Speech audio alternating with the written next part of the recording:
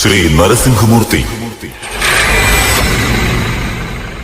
തന്റെ സഹോദരനായ ഹിരണ്യാക്ഷനെ ശ്രീ മഹാവിഷ്ണു വധിച്ചതിനാൽ പ്രതികാരം ചെയ്യുന്നതിനു വേണ്ടി കശ്യപപുത്രനായ ഹിരണ്യകശിപു മന്ധരപർവ്വതത്തിലിരുന്ന് കഠിന തപസ് ചെയ്ത് ബ്രഹ്മാവിൽ നിന്നും നിരവധി വരങ്ങൾ നേടി. അതിൻ പ്രകാരം ബ്രഹ്മാവ് സൃഷ്ടിച്ച ജീവജാലങ്ങൾക്കോ ഒരു തരത്തിലുള്ള ആയുധം കൊണ്ടോ ഭൂമിയിലോ ആകാശത്തിലോ മനുഷ്യരാലോ മൃഗങ്ങളാലോ രാത്രിയിലോ പകലിലോ തനിക്ക് മരണമുണ്ടാകില്ല എന്നുറപ്പുവരുത്തിയ ഹിരണ്യകശിപു അഹങ്കാരിയായി മാറുകയും ദേവഗണങ്ങളെയും മാമുനിമാരെയും അതിക്രൂരമായി ഉപദ്രവിക്കുകയും ചെയ്യുന്നു. തന്റെ മകനായ പ്രഹ്ലാദൻ മഹാവിഷ്ണുവിനെ പൂജിക്കുന്നു എന്നറിഞ്ഞ ഹിരണ്യകശിപു പ്രഹ്ലാദനെ വധിക്കുവാനൊരുങ്ങുന്നു. എവിടെ നിന്റെ ദൈവം എന്ന ചോദ്യത്തിന് മണ്ണിലും വിണ്ണിലും തൂണിലും തുരുമ്പിലും ദൈവമുണ്ടെന്ന പ്രഹ്ലാദ മറുപടി കേട്ട് കോപാന്തനായ ഹിരണ്യകശിപു തൊട്ടടുത്തുണ്ടായിരുന്ന തൂണിൽ ആഞ്ഞുവെട്ടുന്നു. ഇഷ്ടജന പരിപാലനാർത്ഥം ശ്രീ മഹാവിഷ്ണു നരസിംഹാവതാരം കൊള്ളുന്നു.